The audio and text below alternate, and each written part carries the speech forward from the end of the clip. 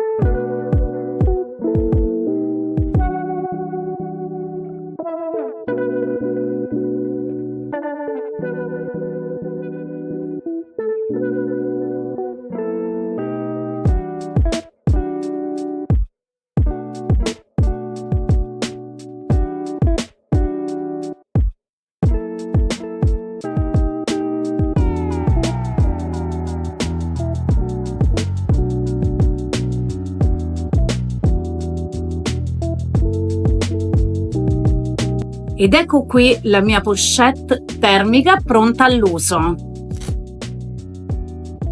Facile, veloce e termica.